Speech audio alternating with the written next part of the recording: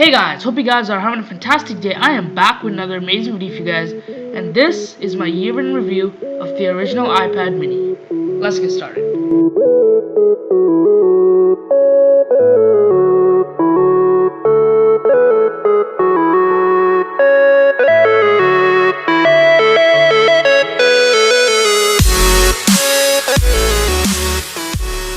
Hey guys, Apple Pro 65 here, and before we start, I just do want to mention a few things we'll be covering in this review.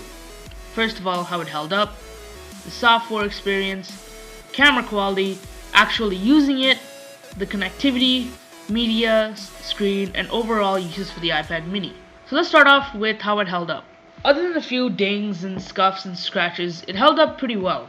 There's no crack on the screen, and I haven't been using a case for it.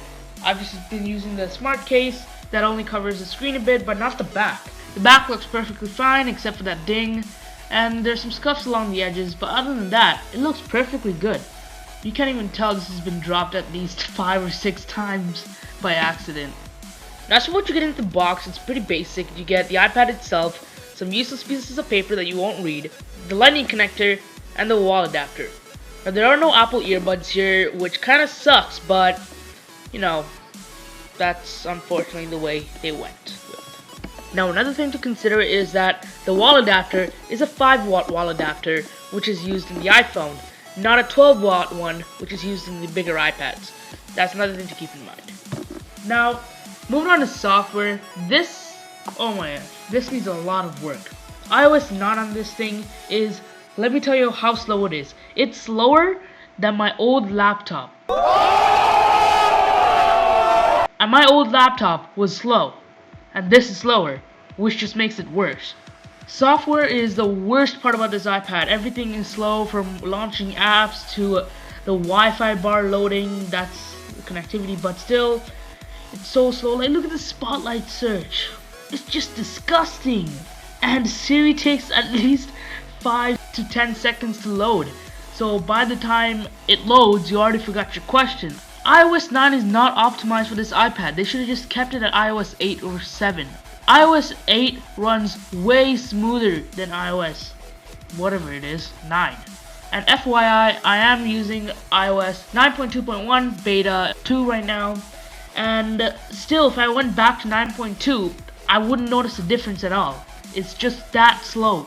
Moving on to the camera. Now this is not that big of a deal for me because I don't take a lot of photos, at least with my iPad, but you know, if you're that guy or girl who has an iPad and uses it for nothing but a camera. Yep, you heard me right, nothing but a camera. And they're gonna look like weirdos standing up and taking pictures with a big iPad. I mean, it's an iPad mini, but still, that's how I looked when I was vlogging the grad trip. And if you haven't checked out my vlog, I'll leave it linked down in the description box below, so go check it out, because you don't want to miss me looking ridiculous with an iPad and being that guy who vlogs with an iPad. But camera quality is actually pretty alright. It shoots 1080p HD video, has a 5 megapixel iSight camera, a 1.2 megapixel front facing camera which shoots 720p video. There's no slow motion support, it just has time lapse, and there's no burst mode, so it's not any of that.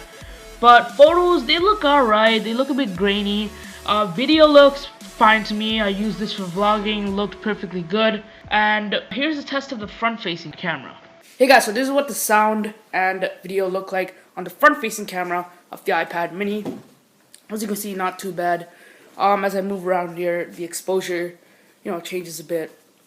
So let me move to a really bright area, and yes, it is snowing in Canada. Woo woo! We had a green Christmas, so as you can see, the exposure challenges a bit, but not too bad. It's a bit grainy. Other than that, no complaints. Alright, connectivity. Connectivity is basically Wi-Fi support, Bluetooth support, and all the things you plug into it. For Wi-Fi support, it does not have 802.11 AC Wi-Fi, and let me tell you, sometimes Wi-Fi is good, sometimes Wi-Fi just sucks. Like, like, I want to like throw this in the snow and just burn it because it's so freaking slow. I know It could be my Wi-Fi too. It's probably my Wi-Fi. Wi-Fi is pretty alright on it. I mean, it takes a long time to load a web page or a video, and it's pretty alright. Bluetooth wise, I don't use anything for Bluetooth, so I can really give my review on it. But you know, it should work perfectly fine. And all the ports and stuff, it uses the lightning connector, which everyone was freaking devastated when it first launched. And it has a headphone jack, and that's pretty much it for all connectivity. Media and screen. So basically, the iPad mini comes with a lot of variety of apps that you can consume your media on, like Periscope, YouTube, Twitch, Netflix, so you can Netflix and you know the rest with a girl or a guy, whichever one you're into. The resolution is 1024 by 768, so just a bit over low HD, but still pretty good. So for video enjoyment, content enjoyment, I like to go to my iPad, but it is just so slow in the Wi-Fi department and just slow in general, but you cannot resist that screen. Now you can't have a good media experience without sound, and sound on this thing is amazing. It sounds not the crispiest, but it's still pretty dang awesome. Here, why don't you take a look?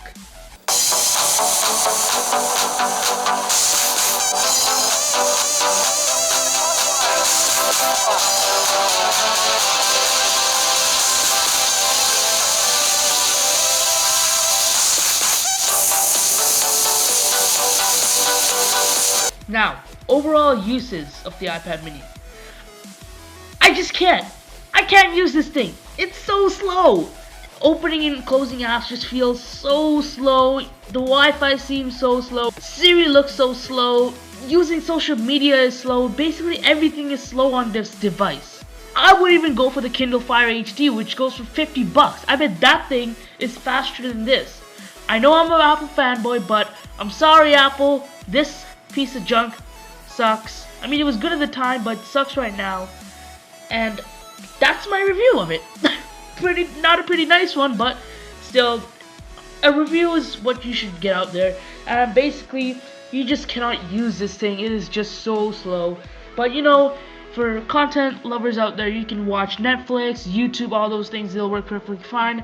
Of course, they will buffer for a few minutes or hours, but it's still usable. And I still like it, you know? It's pretty alright. It's a good screen and everything. And I wouldn't recommend it, but if you're on a budget, I still wouldn't recommend it. Get the Kindle Fire HD from Amazon. Don't get this. But still, thank you guys for watching. Hopefully you enjoyed it. And if you did, make sure you drop a like, as it does help out the channel. Thank you for watching, and I'll catch you guys later.